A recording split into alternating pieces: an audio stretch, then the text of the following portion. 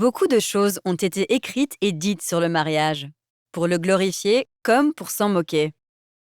Souvent, elles semblent exprimer une vérité universelle et intemporelle.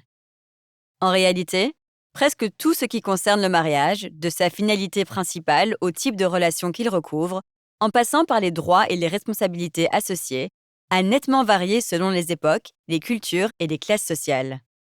Penchons-nous sur l'évolution du mariage. La formation de couples et l'éducation des enfants sont aussi anciennes que l'humanité elle-même. Avec l'émergence des sociétés agricoles sédentaires il y a 10 000 ans, le mariage a permis de garantir les droits sur la terre et la propriété en désignant les enfants nés dans certaines circonstances comme héritiers légitimes.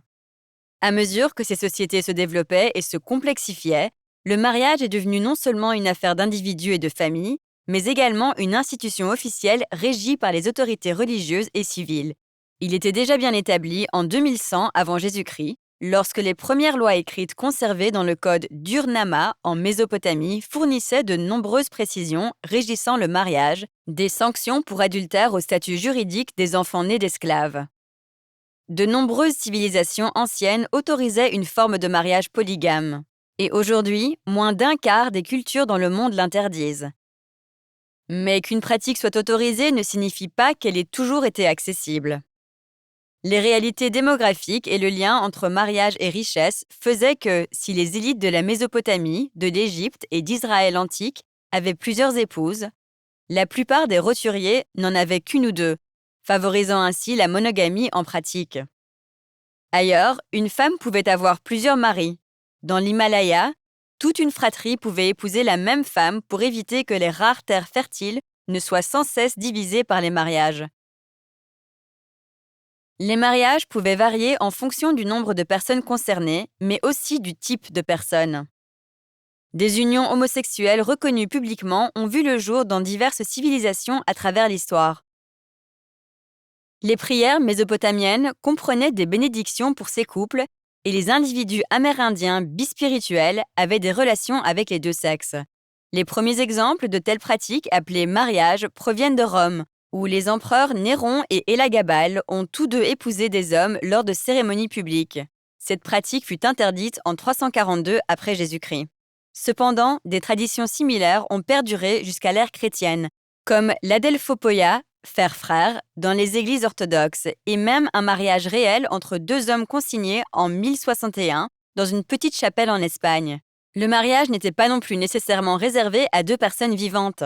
Les mariages fantômes, où l'un des deux époux était décédé, étaient pratiqués en Chine afin de perpétuer la lignée familiale ou d'apaiser les esprits agités. Certaines tribus du Soudan maintiennent des pratiques similaires. Malgré ces différences, de nombreux mariages à travers l'histoire avaient un point commun. Des enjeux tels que la propriété et la reproduction étaient bien trop importants pour dépendre d'un amour de jeunesse. Les mariages étaient souvent arrangés par les familles dans les classes supérieures, mais même pour les roturiers qui disposaient d'une certaine liberté, l'aspect pratique était prédominant. L'idée moderne du mariage, basée principalement sur l'amour, est apparue au XIXe siècle. Avec l'industrialisation, l'urbanisation et la croissance de la classe moyenne, de plus en plus de personnes se sont émancipées des familles élargies et ont pu subvenir seules aux besoins d'un nouveau foyer.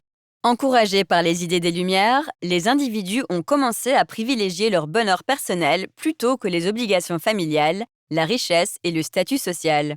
Cette priorité accordée au bonheur individuel a entraîné d'autres transformations.